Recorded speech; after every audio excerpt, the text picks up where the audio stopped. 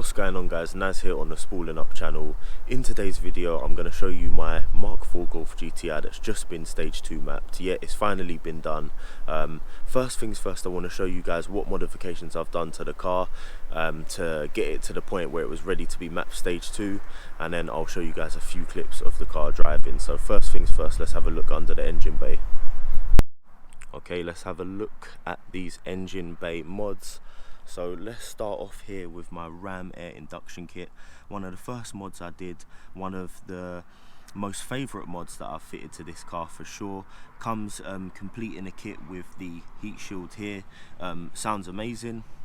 Going into my Creations Motorsport oversized turbo inlet pipe, which again is one of the gateway mods to getting good performance for your car. That's been brilliant and it looks great as well. Then I've got my Forge 008P diverter valve here fitted. Probably could do with a service soon, but it also looks good, and these are supposed to be pretty reliable. It's lasted me well so far. Guys, I've also got an AirTech front mount intercooler fitted to this. You can see it, if you can see the AirTech right in through the grille, and the rubber, or the, well, actually they're silicone hoses either side there. And also, to complete that kit, actually what I did was I bought a new inlet pipe here, fitted to the inlet manifold. This is also oversized, that's from Creations Motorsport. The old one that was here was getting worn, it was getting slightly perished, and I believe this is also larger, so definitely going to help with some performance there. I fitted a 4-bar fuel pressure regulator. I didn't do injectors. I was told I didn't need injectors for the stage 2 map, so the 4-bar fuel pressure regulator is just there to make sure that I get enough fuel. And I'm waiting for my red top grills at the moment. Had flat tops on there before. One of them blew during the tuning session, but I've got a couple of replacements lying around, so the car's pretty good now. But I'm waiting for the red top coils to have the confidence that this car won't start breaking down on me and blowing coils. Also, I've got Mk4 e-plugs fitted to this car. That was done a long time ago with the service. The car's due a service this month actually, so we'll make sure that we get them inspected. I've also got a 3-inch stainless steel decap pipe fitted down there, installed with a heat wrap. Not too sure if you can see it in the video, but that links up to a 2.5-inch stainless steel exhaust system all the way back, non-resonated. Again, that's another mod that also sounds great. Done a few more bits and bobs over the time as well, just various vacuum hoses and maintenance on the car. Recently I've actually fitted a new cooling fan because the large cooling fan wasn't working, and I didn't want the car to be mapped in the summer without having adequate cooling. Other than that, I've just done the engine bay deletes. As you can see, all the space around here is nice and free, and I've routed my PCV system to a catch can now as well. Also, I have a Kemzo 265, it's claimed 265 litres per hour, uprated OEM pump, so it literally slots into the basket when you take your old one out, and that's an in-tank pump. That's been holding up pretty well as well. Other than that, in terms of the stage 2, I think that's about all the modifications I've done. I do also have a boost gauge, which can obviously help. I've told that it's lying to me and it's reading a little high, but hey, it's there. It's a bit gimmicky sometimes, but it's definitely one of the good mods I've done. Ignore any dirt on my car. There's a cat that loves to walk all over my car at night. So yeah, that's pretty annoying. But yeah, this is all done. Let's get a few videos of the car now. See if we can get a little blast in this tunnel bit.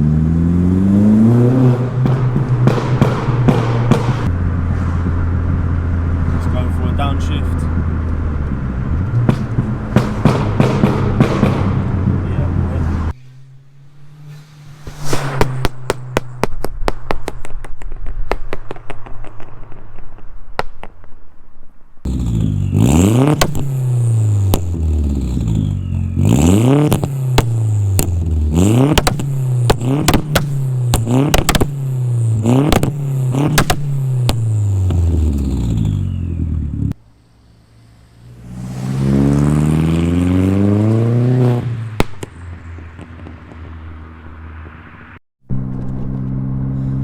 sure you guys can barely believe it. I can barely believe it myself. I can't believe that the Mk4 Golf Gti has finally been mapped for all of the mods that I put on it. So that's a stage 2 map on it, finally, after all this time. One of the reasons why I took so long of it is because I didn't want to rush, and another one is because I've got the E46 and I've got the XR2 as well. I didn't want to spend all of my money on the Golf, but anyway, it's done now, and I just want to say that this car actually is done under 85k. It's had 2 previous owners to me, so I'm the 3rd owner. It's been really well looked after. It's got a full service history, and it just goes to show, because during the tuning session, the guy who was mapping my car said that the turbo was really strong. It was making 22 psi of peak boost.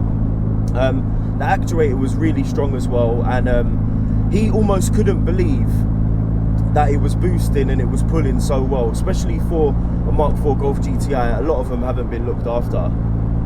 Anyway, I just want to say as well that as soon as the base map was put on the car, it was unreal. It was a game changer. Changed things completely. I mean, the car had no faults with it, but that base map made the throttle response absolutely epic compared to how it was before. So much more boost. The car was instantly quicker. So it was really fun to drive during the mapping session. Then once it was mapped, it was a whole different animal. After we did a couple of runs in the car and logged some data, pulled over, and Chris from Tuning Techniques made some adjustments and fine-tuned the car. It was wicked. Now I will tell you that the car has got launch control on it, something that I haven't used yet. The car's got pops and bangs over 3,000 RPM on the overrun. Now I know a lot of people aren't a fan of pops and bangs, but look, if you want to drive your car quietly, you can. It's not a problem. You just don't rag it and don't drive it over 3,500 revs all the time, and it's absolutely fine. And then also there's a small overrun under 3k, just little burbles from the exhaust, nothing major. But yeah, look, the car's a complete different animal. I love driving it every single time I get into it now. Only thing is, obviously I'm putting my foot down more, I'm spending more fuel, and it's V-Power. So you got to be mindful when you're doing these things, but if you want to have fun, you got to spend the money. And I just want to say that now the car is so infectious to drive. I can't help but drive it fast. I can't help but put my foot down. I can't help but drive it and be really noisy.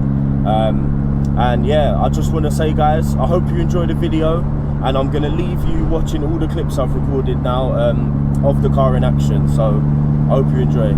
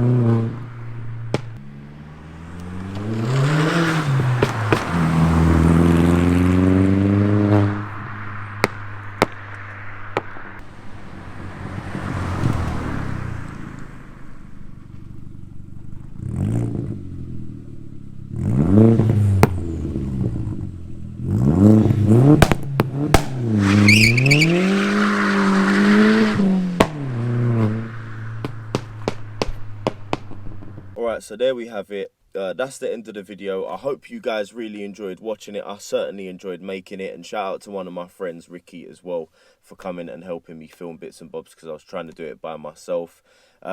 Next thing for the Golf will be the red top calls when they arrive. I've got a few other things in the pipeline. I'm going to try and start working on the Fiesta XR2 again, and hopefully we make some good progress on that. But for now, guys, don't forget to like, comment and subscribe, and thanks for all your support.